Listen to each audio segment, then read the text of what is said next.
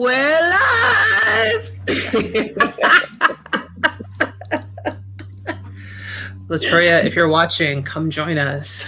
I know. I sent her a message on Instagram. She's probably in the middle of mashing out or something. Yeah, probably. What's she brewing? Bring some for us. I know, right? Yep. You got to share with the class. Exactly. Maybe do something good. Got to take care of the rest of us. Them's the rules.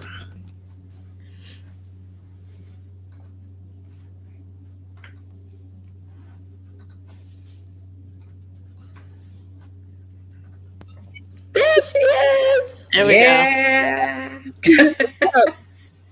Sorry, I'm at work. I'm like rushing, trying to get in here. So I said you probably out there mashing out or something. Running a canning run today. Yeah. That's all good. How are y'all? Good. How you doing? Good. Whew. All right. All right. Can everyone see us though already, or? Yeah. Okay.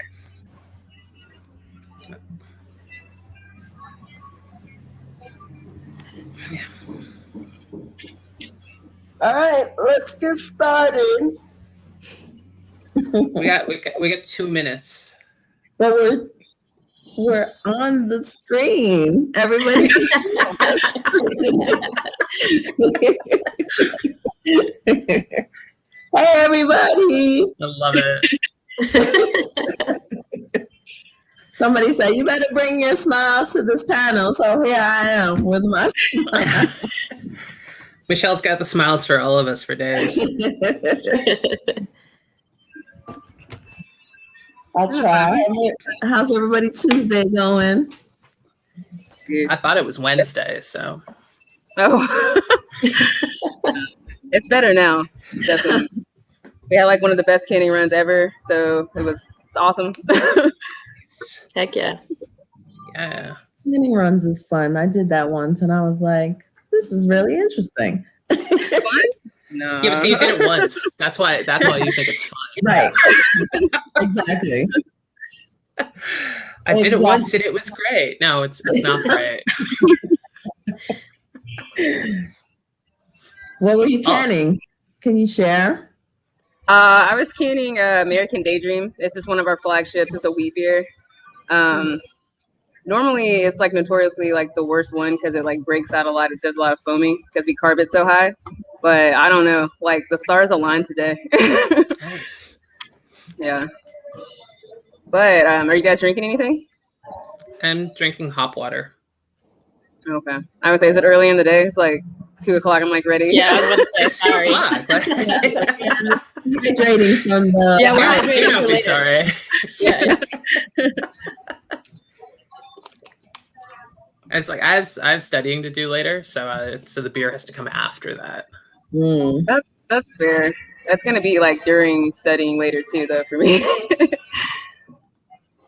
Yeah. Yep. All right, let's do it. All right. Welcome. We're going to be talking about innovation in taproom experiences. I am Ren Navarro. I live in Canada Land, and I run Beer Diversity, which is a diversity and inclusion company.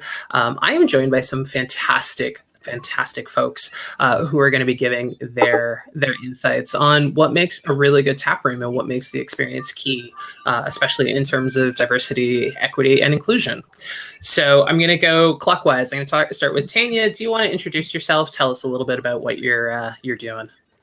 Yeah, sure. So yeah, I'm Tanya Barrios. I work over at the new Sam Adams Taproom in downtown Boston. It's literally in the middle of all of the crazy tourist stuff if you ever come to Boston. But funnily enough, we opened in January 2020. You can imagine where that's going to lead me. We were open 6 weeks. And so we've been having to adjust to the COVID model, which, it's weird to say. It's kind of a blessing in disguise because it gave us a moment to like slow down and really understand what we were trying to do and open from there. So it's actually been pretty cool. But I'm the marketing manager there. So marketing, events, that kind of thing. But, yeah, that's me. Okay. LaTroya. I'm with Troya. I'm a brewer down here in Chattanooga, Tennessee at Five Wits Brewing Company. I used to work in our tap room a little bit, so I'm kind of like excited to hear everyone's take on creating like an awesome tap room experience. I've worked in a couple other tap rooms before I like made the full switch into production, so this will be an interesting conversation, I think, for you. And last but not least, Michelle. Michelle, founder of Excited to Feast, which is call it a lifestyle brand because I just want to help people live better lives through food and beer. I'm also co-founder of Craft Women Connect, a diverse group of women exploring beer. So I'm very proud of that because Jen, of course, who put this all together is part of that as well. So these are the things that we want to do, bring people together and have these candid conversations on what's going to make things better in the beer industry. So I'm excited to be here because I've been in a lot of tap rooms and some of them need a lot of work. So yeah, definitely. And I think that the kind of splitting up the conversation into pre-pandemic and current pandemic is kind of the way to really talk about these things because it's we're in a pandemic. Eventually we'll kind of get out of it. So pre-pandemic, what was it for you that made what was the best tap room experience like?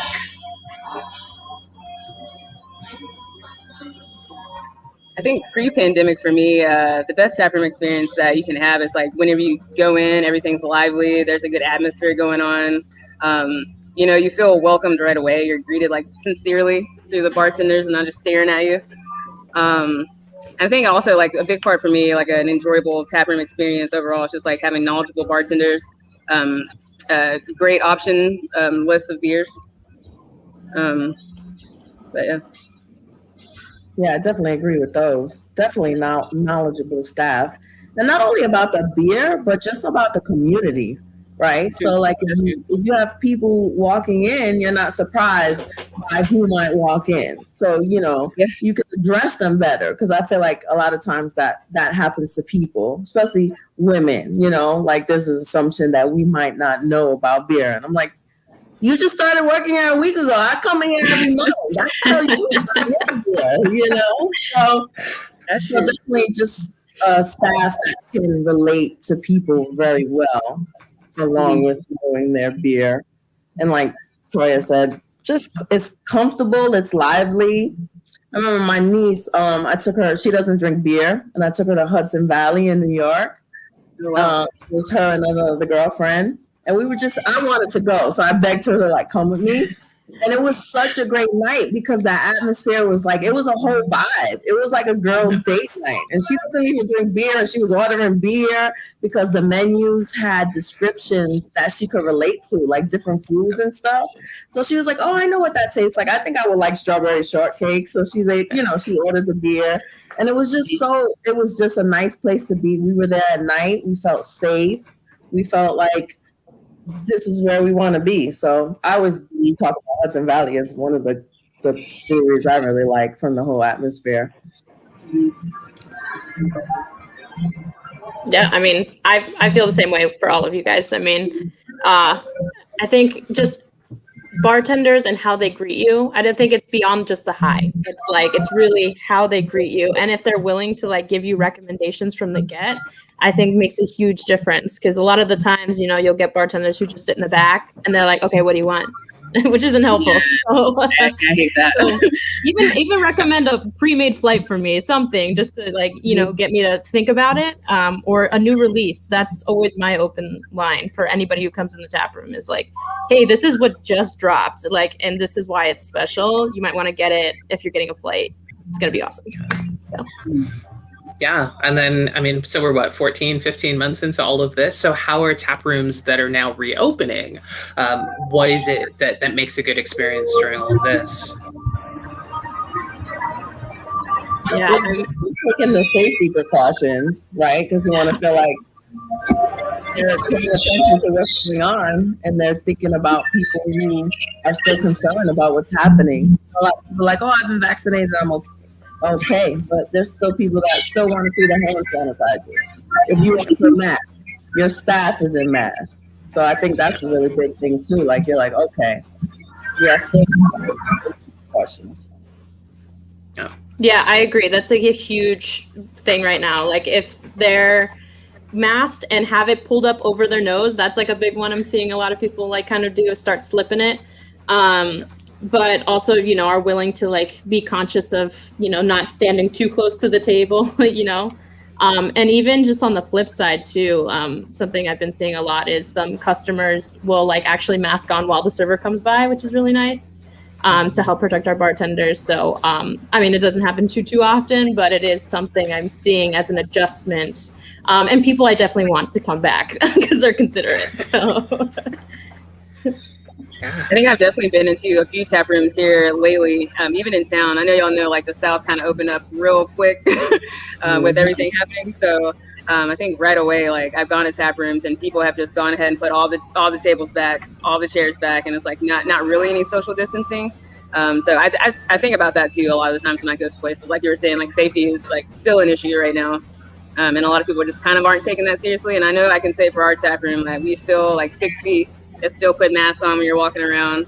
I think that's still huge. And I'm vaccinated too, but I'm never going to be like I'm vaccinated, like I'm not wearing a mask. Like that's crazy to me. Yeah, that is crazy. I think in terms of like adjusted events, though, something that we've been trying to do, like, we have like more donation type beers that we do where like $1 from every pint will go to the organization. And like, obviously we can't do anything crazy or have like a big release, but we'll extend the time period, just make sure that, that day is focused on education around that organization, even things on the tables, utilizing the tables as like marketing space, just little things to try to add to it. I know it's still like kind of in flux, and Boston is actually very, very cautious still. I think all the rules kind of go by the wayside, not until August. So we still have time in this like weird in-between period. So we've been trying to adjust, but still support all these awesome causes as much as we can. Yeah, I think that, talking about safety, like obviously that's key, because if you're going to go into a place, you want to make sure that you're okay to be in that space. But, kind of picking up of what Tanya was saying about that community piece, like, are we starting to see more of that because that's kind of all we have? Are the places that you want to go back to, is it because it's community? Like, are they talking about their values? Is that a thing that you're seeing more often?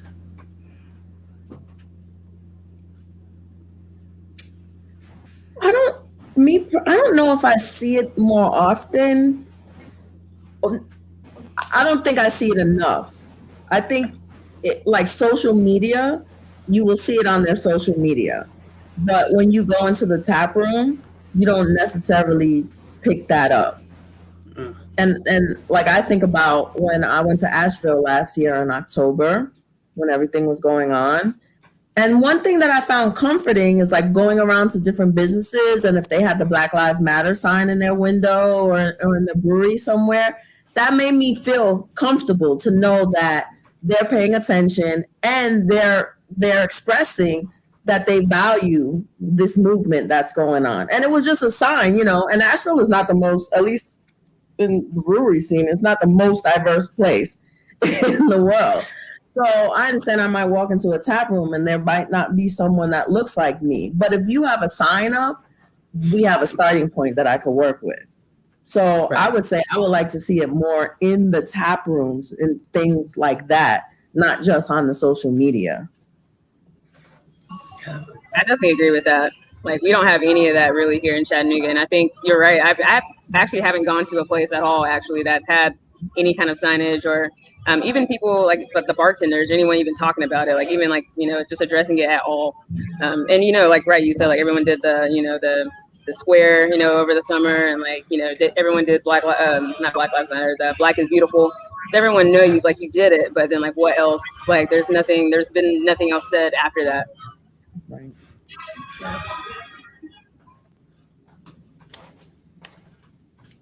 I was going to add, I know this is like a very minute change, but I think it's a cool one. And like, just how we're talking about people, something that we've started to implement is using more like, not, like what's it called, non-gender specific type of language when addressing people. I think it's very easy to be like, hey guys, what's going on? So we've actually started to encourage people saying more like, hey folks, like, hey y'all, that kind of language, just to make people feel a little bit more comfortable. I know, again, it's like a very small change, but I thought that was a really important one. Something that we're also doing too for more 2022, once we have more of our staff back, is one of our managers wants to teach them some like very little but like communicative ASL kind of language signs. So I think that could be really cool. Just again, more inclusivity, I think is hugely helpful, and of course having signage to address it, but something that we're actively trying to do. Yeah, and I think that, kind of picking off of those two things, like Tanya, I'm coming back to that, but like Troya was saying, all of these places that have done Black is Beautiful and have done like these social media things, how does that translate into a tap room? I mean, it's one thing to just say we've made the beer and here it is on tap, but Michelle walks into one place and sees like one Black Lives Matter sign. What is that piece that needs to be there that says, I got you? And here are the things that we believe in and that we support. Like, are there a few breweries around that are doing it right, that those tap rooms are the places that you want to go back to?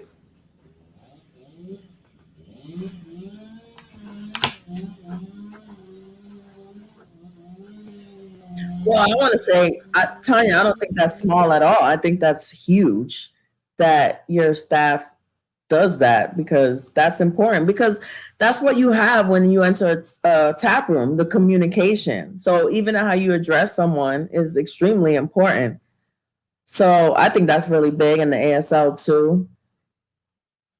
I don't know, tap rooms that are doing it right.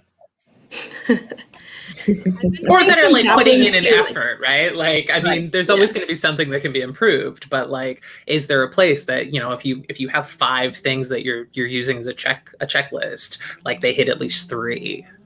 We're talking like passing grades. We're not talking like top of the class necessarily.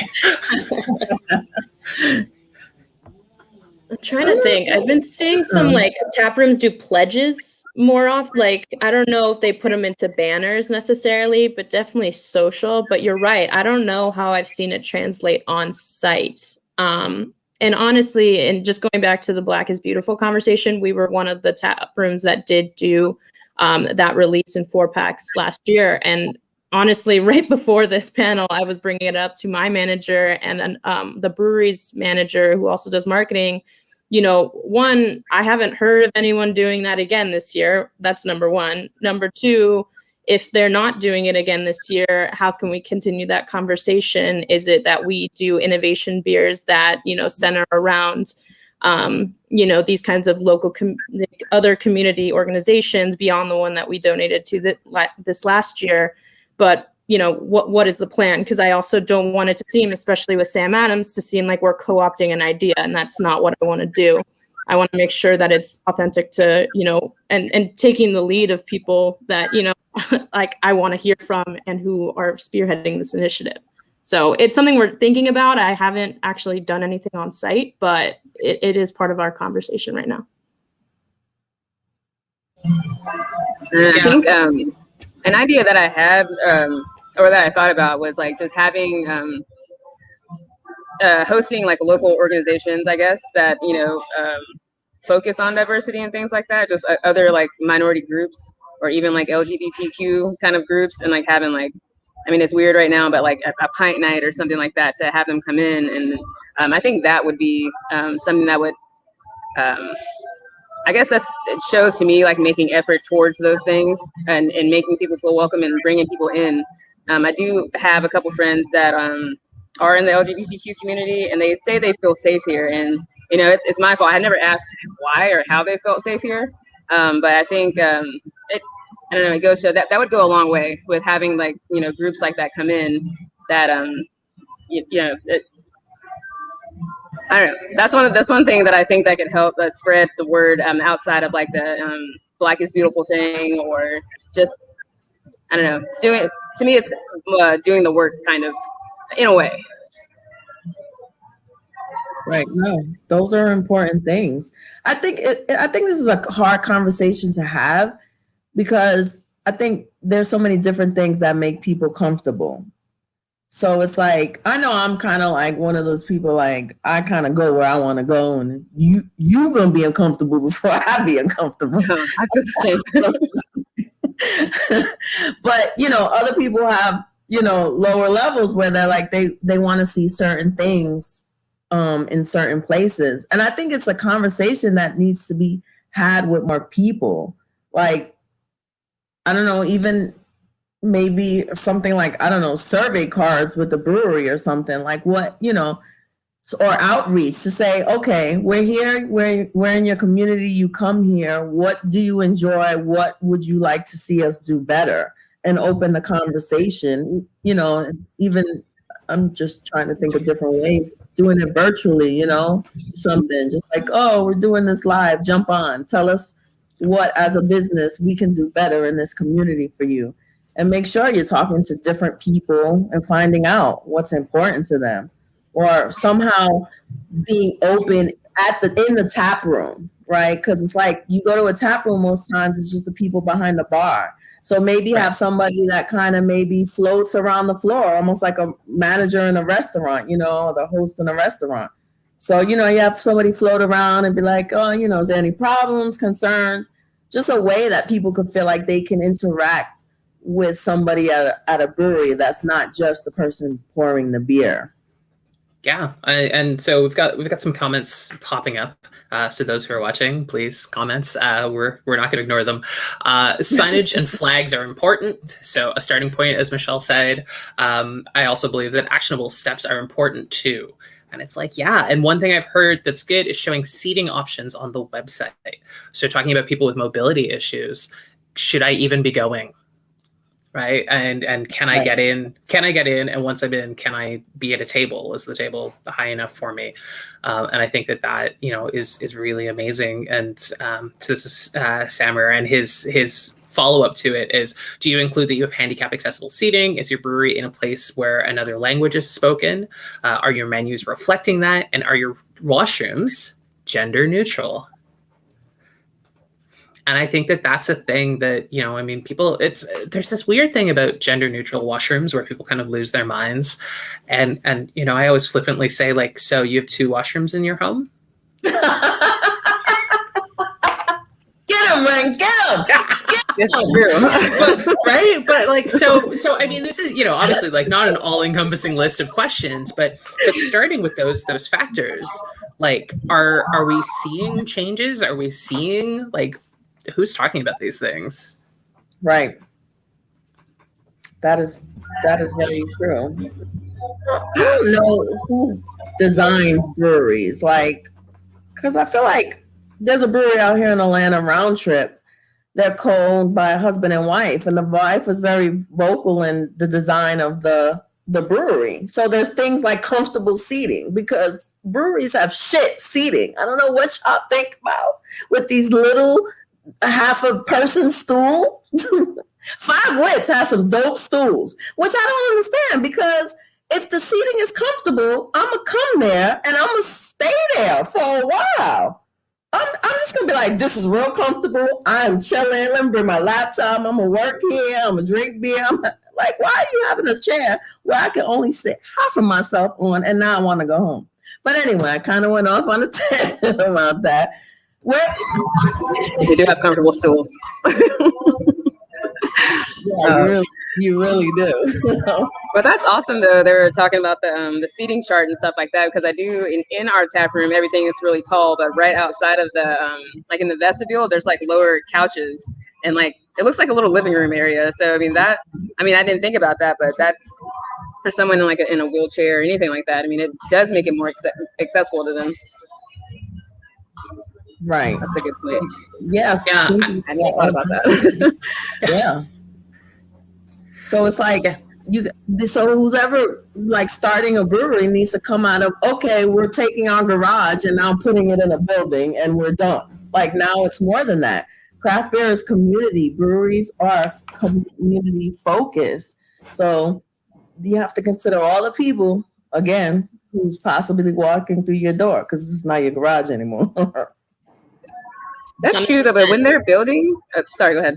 No, Go for it. Oh, I was gonna say, like, when they're building breweries, though, don't they? I feel like isn't there like an ADA compliance that they have to go through when they are building a brewery? Like, I know you can just put them anywhere, but if someone were like throw a brewery in their basement or something like that, that's technically not ADA approved. You know what I mean? So I wonder if everyone like thinks about that too when they are like building out breweries. And I think we've had to do that, but we also have like a restaurant concept, so I don't know if that's any different than just having a brewery space. That's interesting. I don't know. Yeah, I think it's different in Canada. I'm in Ontario, so we're ODA versus ADA. Same thing, different letters. And if it's restaurant adjacent, then yes, there are certain rules that you have to be accessible. But I mean, there are breweries out here that like I can barely get into on the best of days. Like so I don't know. I think that a lot of places, and just speaking in general terms, they're just like, can I open? Can I retrofit this old factory and turn into something new and exciting to make beer? And if you can get in, great. If not, well, you can buy our beer somewhere else. And I think that obviously changes the taproom experience if you have any mobility issues. Absolutely. And well, I would say as a person that doesn't have mobility restrictions, I actually don't notice it, except maybe like if there's a ramp to get in, because I'm like, oh, that's easier than taking these stairs at the moment. But so it's hard when you are not directly affected by something to then think outside of that and say, okay, this is what we need, this is what we should do. And that's why I think it's so important to have, like you said, like just get out the mindset of we just want to open. Like, okay, you need to bring in a bunch of people to help you put this together, and that's the importance of having such a diverse group helping you do anything, because everybody's going to bring their own experiences and their perspectives, which may be completely different than yours. And you think, oh, I didn't even think about that. I'm glad you're here to have me think and put this into place. So that's really important too, to get tap rooms, just having more people involved in opening your space outside of, okay, we need to buy these big, beautiful tanks. I know. I'm looking at everyone's tap room now, like how accessible it is every time I go somewhere. Right. Think about it. You know what? Another interesting thing is, now that I'm thinking about it, making even the brewing system accessible. Because I mean, you're assuming that brewers are fully mobile, so that's not a good assumption to make either. So I'll be curious if there's any like tap rooms out there that are, because their brewer or someone involved in it has mobility restrictions. I know of one. I know of one in Ontario, and they actually have a small elevator that will go up to the brew level. And it's one of the owners. He uses a wheelchair, and so he's actually able to like go and check things out. And so that has been built in specifically for him. But again, I mean, they're doing that because he owns part of the brewery. Like it's not, So I almost wonder with some of these tap room innovations and the things that happen, is it because one of the owners is affected by it, or they have children, or they're and they're like, oh, we should do this thing. Like we should make sure that you have a change table. In Canada, we have to make sure that you have a change table that can hold an adult, so it's not just for babies. So I don't know. Like, do you have these? Do you have these regulations in the States? We might. We might. I don't know. That's a good answer. We might. Bathrooms that don't have changing tables, so I'm like, we might have them. I'm not really sure. Yeah, I was about to say, so our tap room was built so recently. Ours did kind of accommodate for some of these things, but one of the biggest irks I have is they did not build a gender neutral bathroom, and it bothers me, and I still talk about it, and I will continue talking about it until they change it. Our changing tables we have, but they're only in the women's restroom, so I'm also trying to fight them and make sure that there's at least one in every male restroom right now. Right. Hello. That doesn't make sense. So those are my 2 pain points, but they did have the changing tables. We do have ramps. We have an elevator in there because it's 3 stories, or 3 floors, sorry. So we do have an elevator so we can accommodate any wheelchairs or strollers is actually a big one for us. And because our rooftop right now, so part of the tap room is open, not all of it. All of the indoor seating isn't open yet. It's just the rooftop patio. So anyone who comes in with a stroller or with a wheelchair, we bring them in through the front and then take them in the elevator, meet them upstairs, and then can accommodate that way. And even in our stadium, like our main beer hall tables type situation, there's stadium seating and there's like a little wheelchair accessible area so that people can be there comfortably. But yeah, like I said, so there are some good pluses, but it sucks because gender neutral bathrooms are such a big thing right now, and it feels obvious to me to have them, and it's, you can tell it bothers me. So it's still something I'm trying to fight. We actually have, they're not like gender neutral, but all of our restrooms are individual like stalls, or like they have their own door. I call them water closets. But they're really cool, and they do have changing tables in almost all of them. I think that's awesome. And I guess I never, I don't know why I thought they did it that way, but I guess the gender neutral bathroom situation is probably the idea behind it. But I think it's awesome because no one has to just wait. There's like 8 closets, like bathrooms to use in there. Yeah. And it's private. You don't have to worry about walking into a bathroom and dealing with somebody in their freaking issues. So I don't know the closet. The closet scenario at all. Yes. Yeah, I like it. I think it's awesome. Yeah. It sounds so good. And I think that it's one of those things where it's like, it's almost so simple that no one just really put a lot of thought into it. But yeah, I think that's so great. Let's see, we've got some more comments coming in. So we've got, what are your thoughts on highlighting the conversation other than signs? What efforts should a business take to demonstrate that they're aligned on social efforts? So I think we had kind of touched on it more in terms of the social media posts. And I think that is kind of a thing that, taking outside of social media, how do they do it in-house, and what does it look like? I mean, ideally, if you could create something like that, what would it look like for you?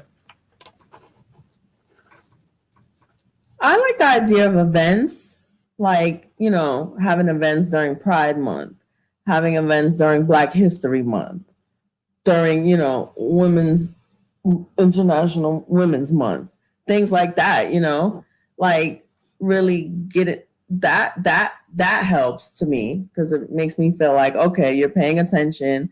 There's a segment of your population that's doing something at this period of time, and you want to be involved in that. So I think having thoughtful events, not just, we're going to put a flag up for Pride and call it Pride event. Right. But,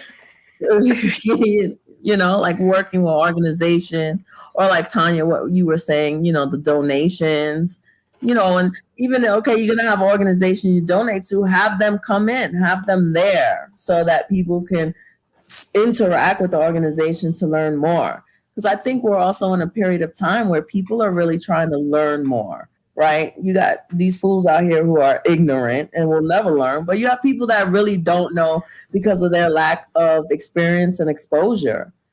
So give the people that want to learn the opportunity, and sometimes you have to bring it to them. And I say this also as like part of Craft Women Connect and us doing our beer releases. A lot of times people didn't know, but when we're having our event at the brewery and we're all there and we're hype and we're talking about, the organization we're donating to, people are like, oh, I didn't even know you guys existed, because they just function in a different circle. But because we were there at the brewery at the same time, now they're like, oh, okay, I've learned something new today. And I'm always like, if I can interact with you and you learn something new today, I have done my job. So give people the opportunity to learn by presenting it in your tap room.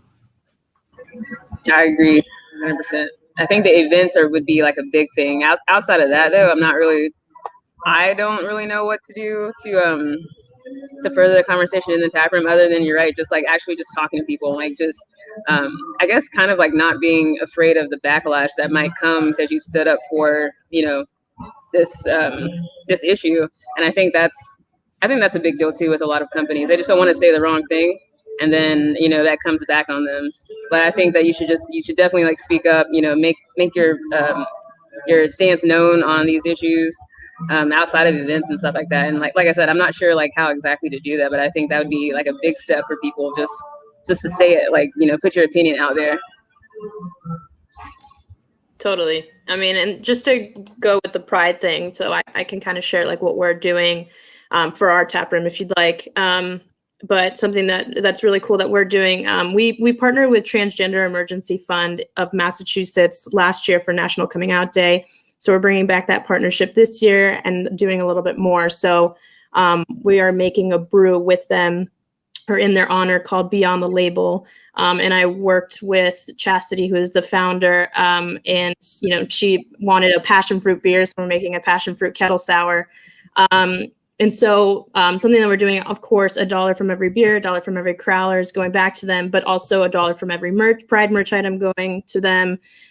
We're doing a Pride Bite flight, which is like a customized, like 1 bite, like 4 set 1-biters with a flight to go with it. That part of that will go back to them. So just really making sure that people are aware of what they're doing. Again, bringing it back so that people remember that we're doing this.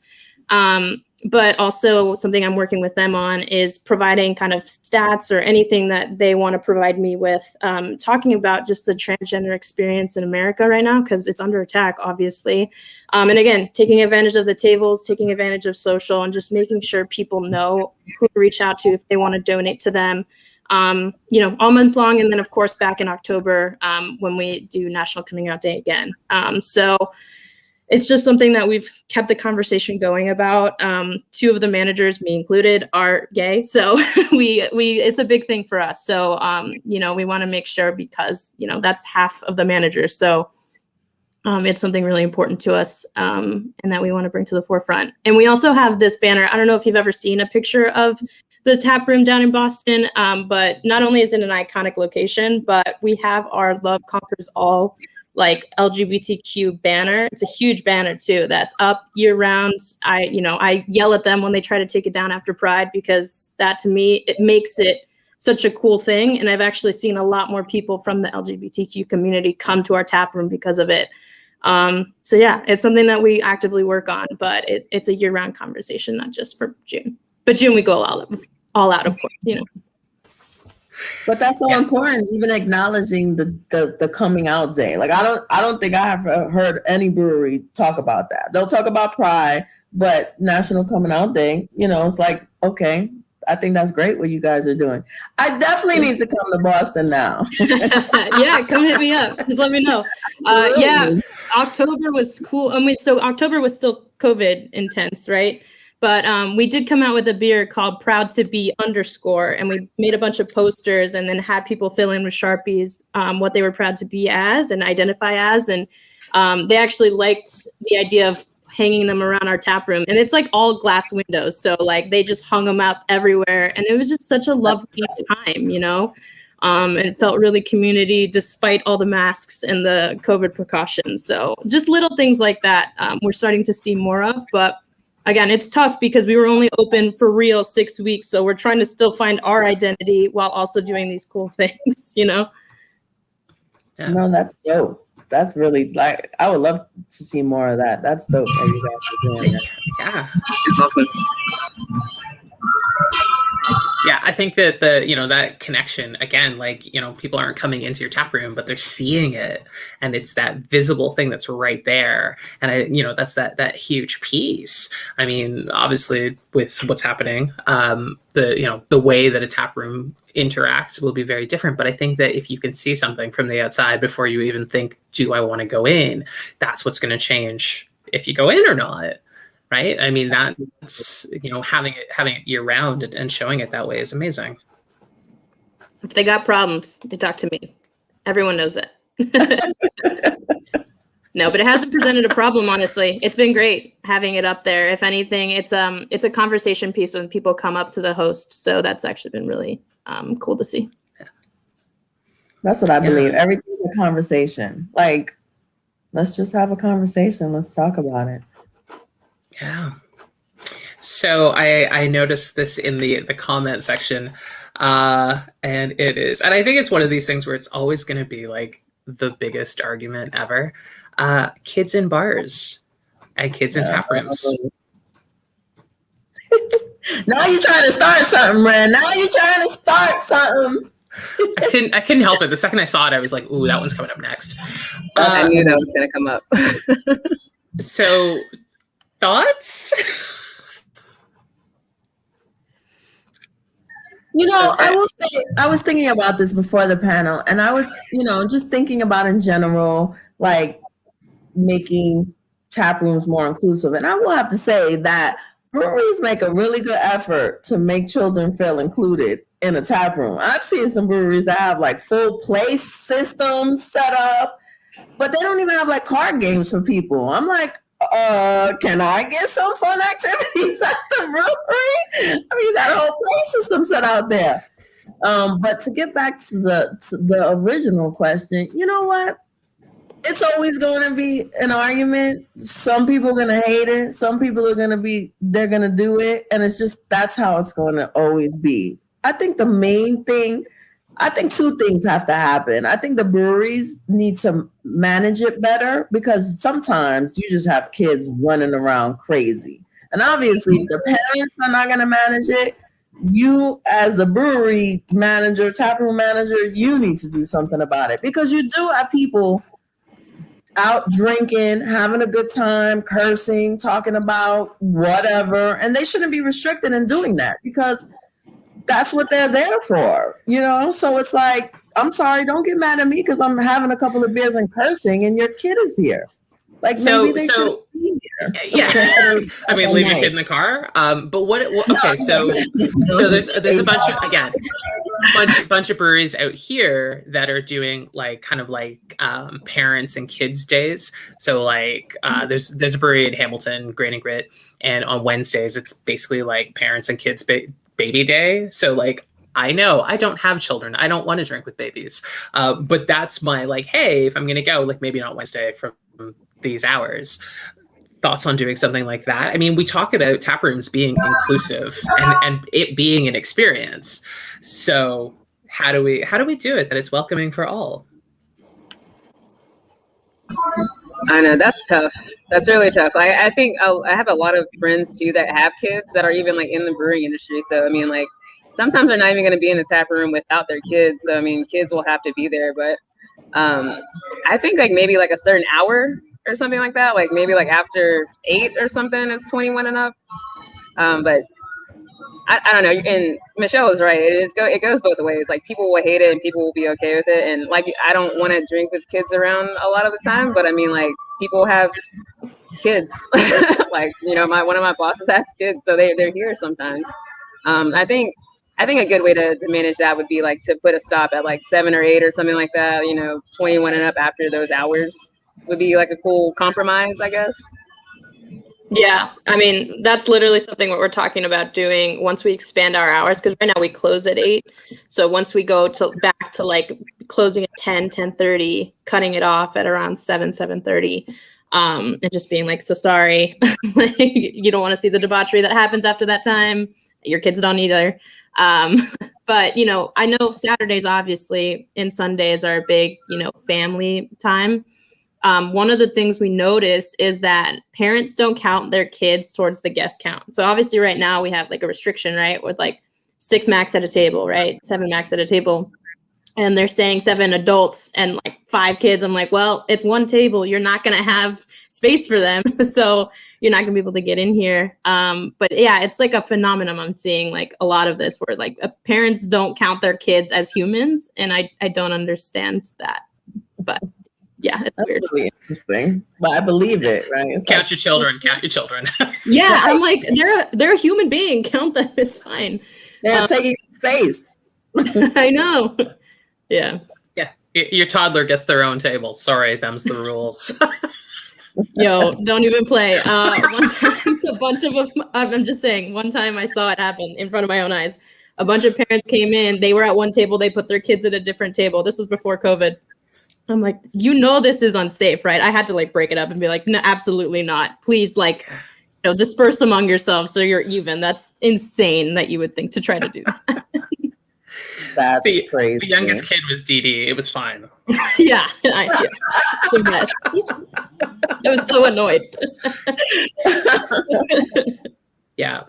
So I have a question, Troya, because you said you don't want to drink around. You said you don't want to drink around kids. So what do you think that is? Like, why do you think a lot of people feel like that? Why do you feel like that? I think like just like as you were saying, like, you know, when I'm in the tap room, I'm kind of like speaking a little freely. And you're right, I don't want to like have to like edit myself because someone's kid's there.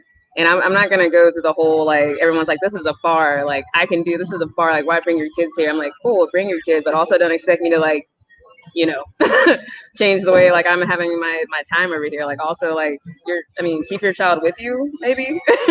And like out of like, you know, the conversation that's being had. I don't know, like that's just that's kind of like where I stand on like, you know, drinking around kids. Like I just feel like I'm not gonna edit and like mute myself because there's a child around that you brought. I don't want that to sound like terrible, but it doesn't, because I feel the same way. Like, yeah, that's how this is the risk you took bringing your kid here. I'm so sorry. But I think, I mean, I would hope the parent would understand that if they're bringing them to a tap room, you know. I don't think so. Sometimes, honestly, I know that's me being like optimistic. I'm like, I mean, I'm not that I'm like you know, loud and belligerent or anything like that. You know what I mean? But it's just like, don't look at me crazy. You want the freedom to be loud and belligerent. Yeah, if I want to. Option. You want options. But I also feel like some adults shouldn't be in tap rooms either. So it's like, Wow. Yeah, how do we for my job's sake, I didn't say anything. I didn't read it. I love it. I'm just kidding. So as the weather gets better and there is, you know, more of us are getting vaccinated, do you see tap rooms kind of changing or kind of morphing into something new, or are we going to kind of go back to the old style? I mean, like England is pretty much open and they've gone back to the old pub standard. Do you think that in North America we'll do the same? Honestly, yeah. Yeah, I think it's happening. Yeah, I was like, we don't learn. No. So will there be a chance to like make some of these updates and upgrades and make things a little bit more accessible and inviting and you know, diverse or inclusive for people? I sure hope so. Like, Yeah. This conversation has been eye-opening to me. Yeah, I hope so too. I mean, we'll see, but I'd hope with the time and especially with everything going on that like other marketing managers have learned something, you know. And I hold myself to that standard too. I mean, that's definitely why we're having the conversations that we're having on the back end. You know, and then being able to actually execute some of that stuff on site and have people take part in it. So, I mean, it's tough for us because Boston is still on such a kind of like strict lockdown. Like even our live entertainment license is on hold for forever. And I don't think I'll have it by the time summer happens, which is unfortunate. But I mean, even so, live performances are only outdoors right now. And again, we have a tiny rooftop patio compared to all of the indoor seating. So if it doesn't happen again, it doesn't happen again. And that's okay. But we'll wait until next year. Yeah. And it's funny because those are things that you now have to take into consideration that you never had to think about before. Yeah. You know, like live music, live events, like comedy things, anything where, you know, there's a gathering of people. Like, I almost feel like that grandmother moment. Like, remember in my day when people could get together for music? Like, will this ever change? I think we're at a weird place though, because I think people are so excited to get outside. They might actually lower their expectations with things and just be like, I just want to be outside. I don't really care about all this other stuff. Like, I just want to be outside around other people. So I think it's imperative for breweries and tap rooms to be like, okay, you know, while people want to be here, let's make sure that they're going to want to keep coming back, that they're going to want to stay. So I think now is the time to jump in because people, like I said, people going to be out. They're going to be there. Oh, okay, let's go. So it's not hard to get them in, because that's part of the whole marketing business, right? Actually getting people into your doors. Just open them, they'll be there. But you got to focus on keeping them and wanting and getting them to want to come back. Yeah. Something I'm curious about, if you guys don't mind me asking, is kind of the switch from the taproom model to a restaurant model with like some of the food mandates that happened. At least that's what happened with us, is that in Massachusetts, we had to kind of go from taproom, hey, you can have food if you want, like, but it's mostly beer, to like restaurant, actual servers bringing stuff to the tables. Like it kind of changed the whole model. Do you think we'll go back to just taproom eventually, or is that expectation kind of there where there has to be a little bit of a restaurant quality? I don't know how it is for your guys' locations or where you go, but I'm just curious. A couple of the other places that I've been who haven't been offering food, they still don't. They've kept the same model. Here in our tap room, though, we've always had kind of like full service. So, I mean, the only thing that changed for us during like the COVID time was everything was in to go and like plasticware and all that kind of stuff. And we've switched back to regular dishes now, but nothing's really changed on our end, and not that I've seen anywhere in town either. They've adopted more outdoor space. That's only the change has happened after COVID, or as COVID has happened. So. I know here we've had a couple of places that adopted that model where you just sit at the table, and instead of the beer tenders behind the bar, they are actually out, and they'll come, like you order through the QR codes, and then they'll bring you the beer. And I have to say, I kind of like that. I don't mind that, because I don't have to now stand on the line, waiting to get a beer. So I think that's something that they might want to consider continuing doing in a way, because I think it's an extra level of customer service. And sometimes I feel like breweries just want to remain so rustic and like, no, let's add some customer service, some flair, some fluff into there. It doesn't always have to be like I'm standing on a line in a warehouse. It's okay if I order from a QR code and somebody brings me the beer, And that actually kind of goes back to the mobility issues too. People don't want to, maybe for whatever reason, maybe they want to stay sitting at the table and don't want to feel like I need to stand on line. So now I don't really want to go to this brewery. So if you have the option of serving people at a table, that's good. Yeah, maybe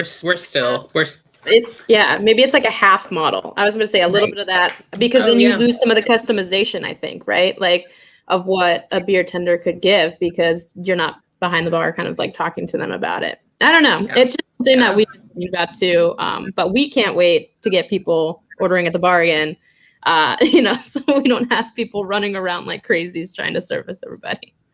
Yeah, but I think it's like Michelle was saying, though, that whole notion of talking.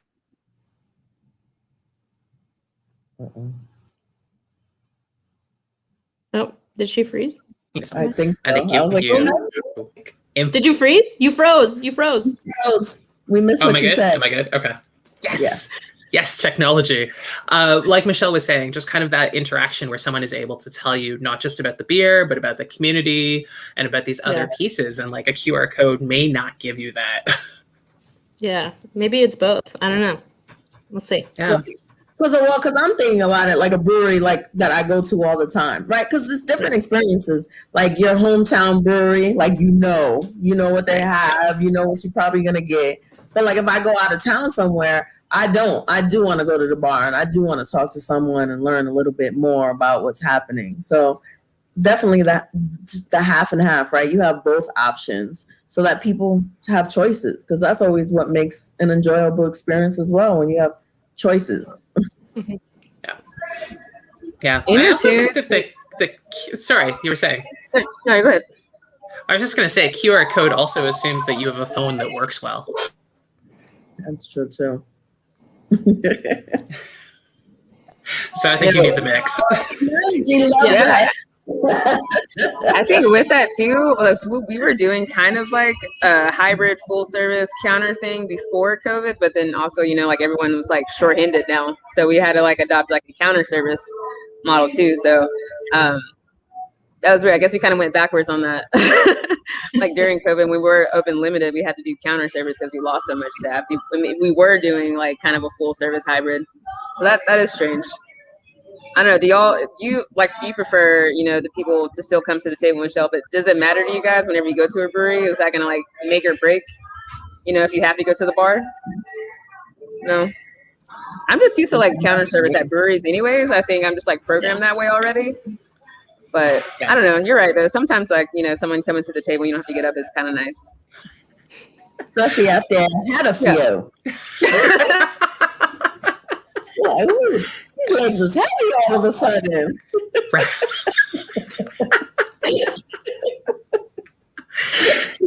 Yeah. All right. So we've got a couple minutes left. So last reflections, what does your ideal tap room look like? And it could be the one that you're working in, it could be the one that you're frequenting, or the one that you really want to go to.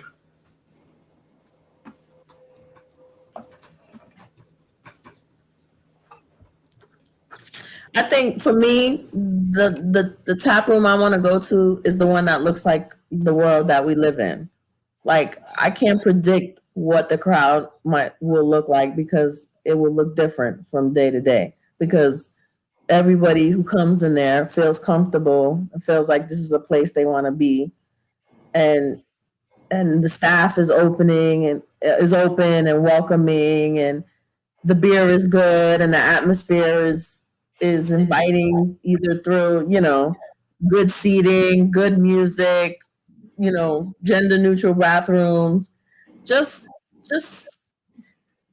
a place that feels like it's part of the community. It's not just some warehouse building down this empty block. Like, it's part of the community, and it's a place that is open and inviting for everyone to come on any day, not just a special day.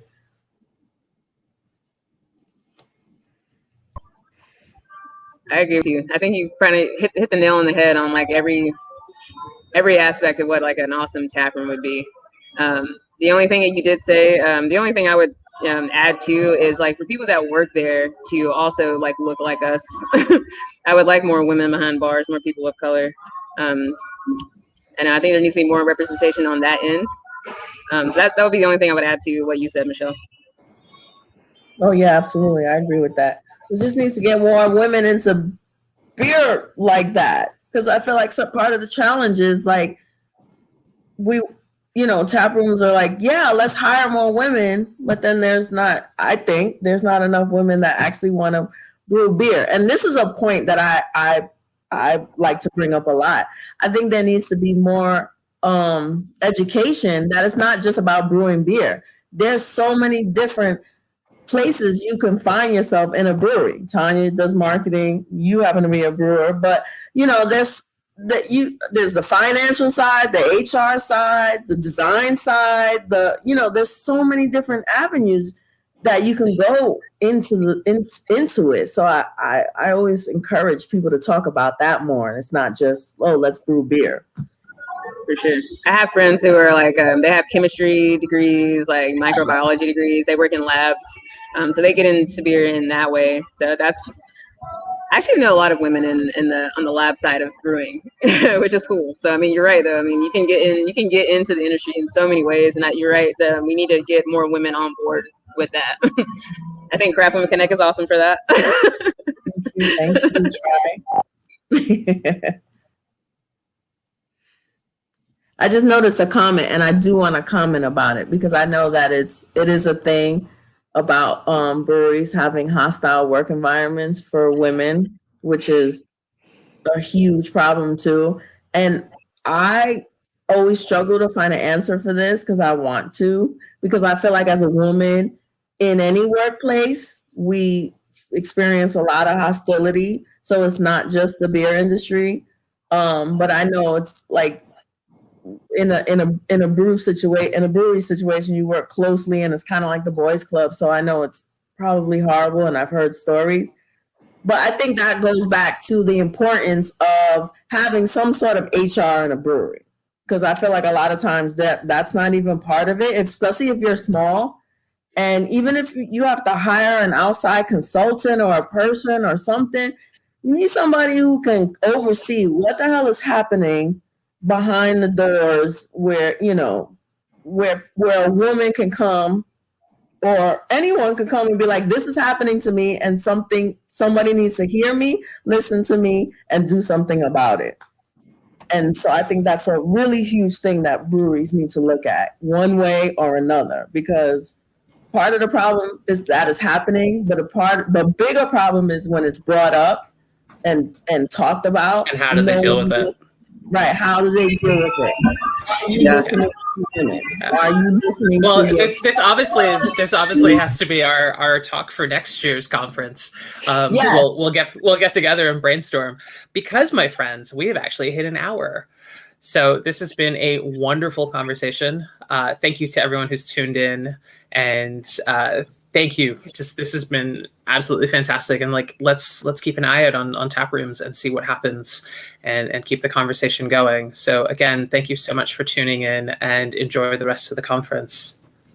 Yes. Thanks, friends. Thank you for having me. Bye. Bye. Bye.